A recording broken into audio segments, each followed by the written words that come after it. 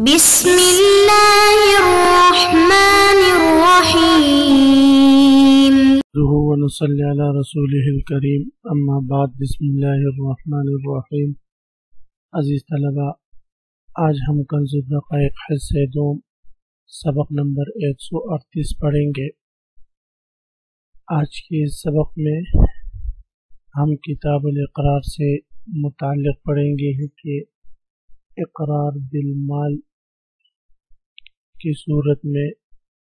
اگر مال کا اقرار کریں اور ساتھ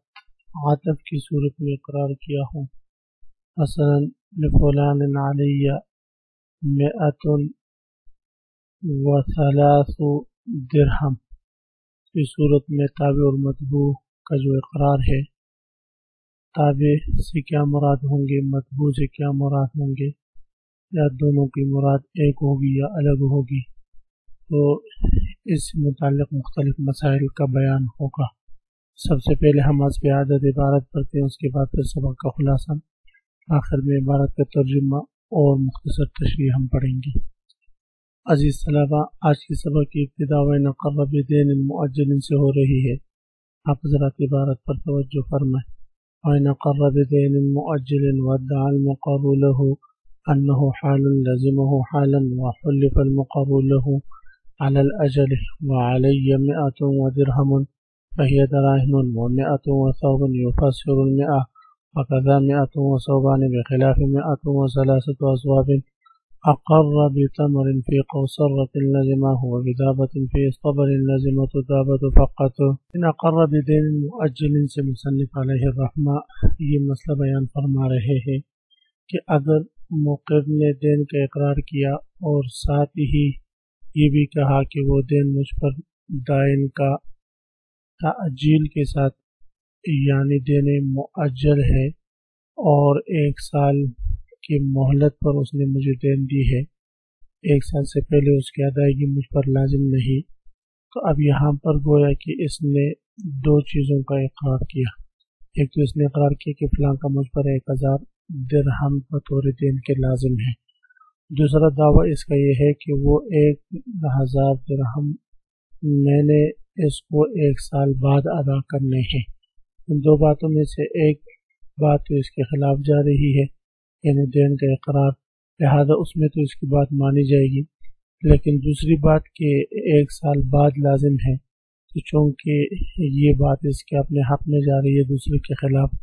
اور اس میں یہ مدعی ہے، تو جب تک یہ اپنے دعوے پر کوئی بینہ وغیرہ پیش نہیں کرتا اس وقت تک جو ہے وہ فرماتے ہیں کہ اس کی بات معتبر نہیں ہوگی۔ البتہ اگر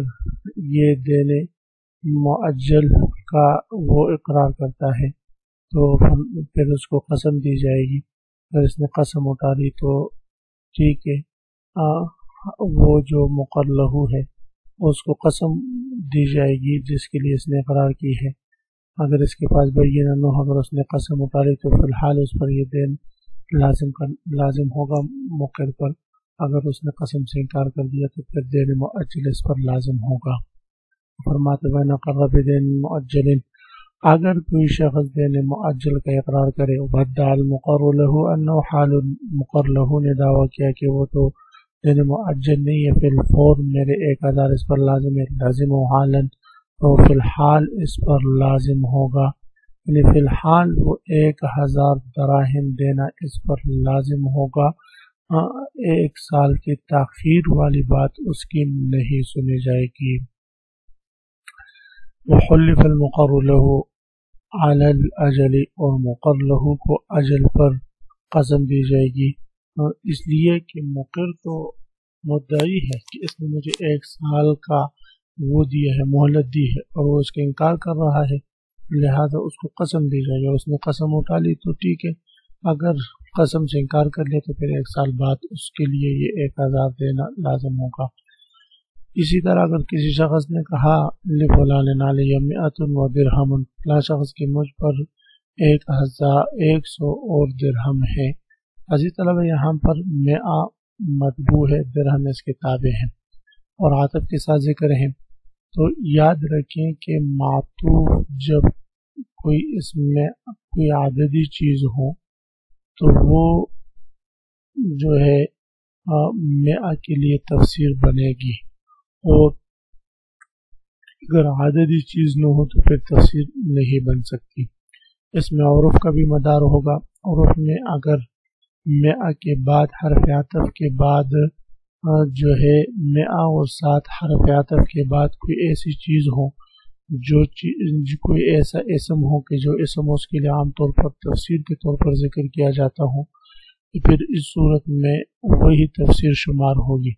مثلا کوئی شخص کے لیے فلان علیہ مئہ، تو اب مئہ مجہول ہے، اور درہم، تو یہ درہم اس کی تفسیر ہو جائے گی کہ 101 دراہم اس پر لازم ہوں گے، اس لیے کہ لوگ عام طور پر استعمال اسی طرح کرتے ہیں، مئۃ درہم و درہم نہیں کہتے، تخفیف کے لیے اور آسانی کے لیے مئۃ و درہم کہہ دیتے ہیں۔ اسی طرح درہم عددی بھی ہے، تو لہذا یہ مئہ کے لیے تفسیر بھی بنے گی۔ جو فلان علیہ مئۃ و درہم کسی نے کہا فہی دراہم، تو وہ دراہم ہی لازم ہوں گے، 101 دراہم۔ البتہ امام شافعی رحمۃ اللہ تعالیٰ کے اس میں اختلاف میں وہ فرماتے ہیں کہ دراہم مراد نہیں ہوگا، صرف درہم اور مئہ کی تفسیر اس پر لازم ہوگی۔ اگر کسی نے کہا فلان علیہ مئۃ و صوب، تو اس صورت میں صوب مئہ کے لیے تفسیر نہیں بنے گا، اس لیے کہ صوب عددی نہیں ہے، یہ مئہ کے لیے تفسیر نہیں بنتا، اس لیے اس معطوف کو ہم مئہ کے لیے تفسیر نہیں مانیں گے۔ ہاں، اور بطور استعمال کی بھی اس طرح لوگ نہیں کہتے، مئۃ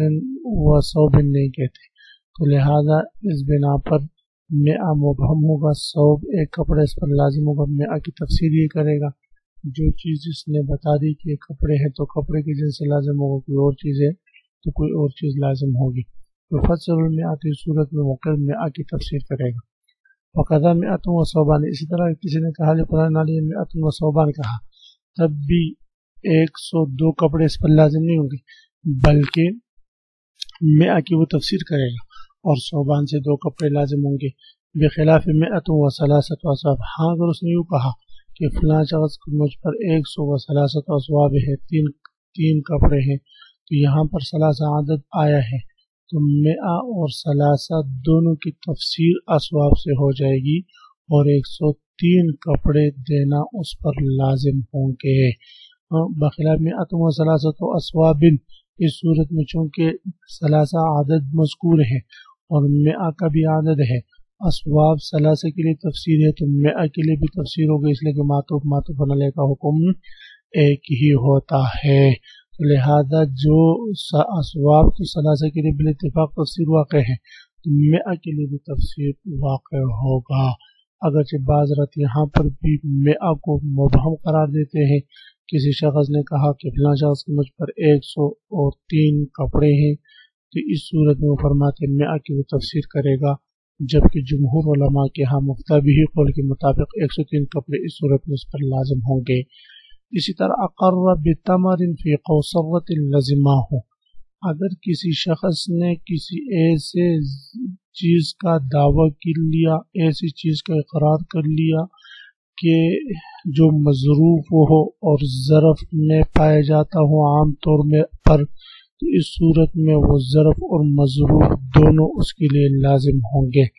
لیکن اگر اس نے ایسے مظروف کا دعویٰ کیا کہ جو عام طور پر ظرف میں تو پایا جائے لیکن ظرف کے بغیر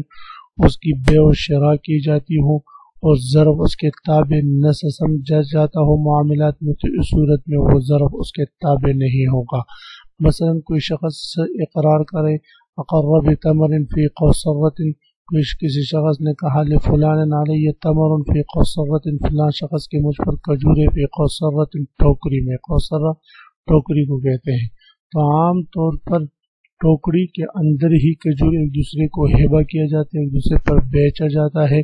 تو وہ قوصرہ کھجور سمیت اور قوصرہ سمیت لازم ہوں گے، دونوں چیزیں لازمہ لازم